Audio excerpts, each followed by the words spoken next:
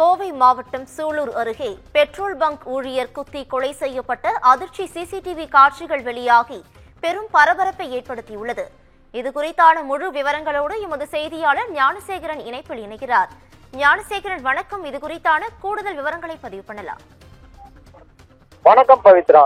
கோவை மாவட்டம் சூலூர் அருகே உள்ள சித்தநாயக்கன் பாளையம் பகுதியைச் சேர்ந்தவர் சந்தோஷ். திருமணமானவர். இவருக்கு குழந்தை உள்ளது.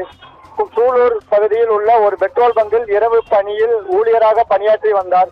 கண்ணம்பாளையம் அண்ணாநகர் பகுதியைச் சேர்ந்த ரவிச்சந்திரன் என்பவரின் மனைவியுடன் சந்தோஷுக்கு கடந்த ஒரு வருடமாக தகாத உறவில் இருந்து வந்தார். இது ரவிச்சந்திரனுக்கு தெரிய வந்ததும் சந்தோஷை பலமுறை எச்சரித்துள்ளார். இருப்பினும் உறவை தொடர்ந்ததால் ஆத்திரமடைந்த ரவிச்சந்திரன் தனது நண்பர் நவீன்குமாருடன் சேர்ந்து சந்தோஷை கொலை செய்ய திட்டமிட்டார். சம்பவத்தன்று இரவு ரவிச்சந்திரனும் நவீன்குமாரும் சந்தோஷ் பணிபுரியும் பெட்ரோல் பங்கிற்கு சென்று அவருடன் வாக்குவாதத்தில் ஈடுபட்டனர்.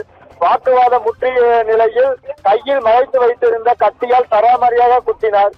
இதில் பலத்த காயமடைந்த சந்தோஷ் சம்பவ இடத்திலேயே உயிரிழந்தார். கொலைக்கு பின் இருவரும் தப்பிச் சென்றனர். இந்த கொடூர சம்பவம் பெட்ரோல் பங்கில் பொருத்தப்பட்டுள்ள சிசிடிவி காட்சிகள் தெளிவாக பதிவாகி உள்ளது.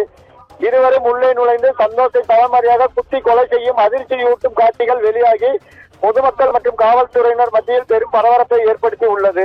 சத்தம் கேட்டு அருகில் இருந்தவர்கள் தகவல் அளித்ததன் அடிப்படையில் சூலூர் காவல்துறையினர் சம்பவ இடத்திற்கு விரைந்து சந்தோஷின் உடலை கைப்பற்றி பிரேத பரிசோதனைக்காக மருத்துவமனைக்கு அனுப்பி வைத்தனர். கொலை வழக்கு பதிவு செய்து விசாரணை தீவிரப்படுத்தினர். இதற்கிடையே கொலைக்கு உடந்தையாக இருந்த ரவிச்சந்திரன் மற்றும் நவீன்குமார் ஆகியோர் சூலூர் காவல் நிலையத்தில் சரணடைந்தனர். அவர்களிடமிருந்து கொலைக்கு பயன்படுத்திய கத்தி உள்ளிட்ட ஆயுதங்கள் மற்றும் இருசக்கர வாகனத்தை காவல்துறையினர் பறிமுதல் செய்துள்ளனர். தற்பொழுது சரணடைந்தவர்கள் சிசிடிவி காட்சியின் பின்னணியில் கொலைக்கான காரணம் மற்றும் வேறு யாருக்கும் தொடர்பு உள்ளதா என்பது குறித்து காவல்துறையினர் தீவிர விசாரணை நடத்தி வருகின்றனர். இந்த நிகழ்வு சூலூர் பகுதியில் பெரும் பரபரப்பை ஏற்படுத்தி உள்ளது. பவித்ரா. கூடுதல் விவரங்களுக்கு நன்றி ஞானசேகரன்.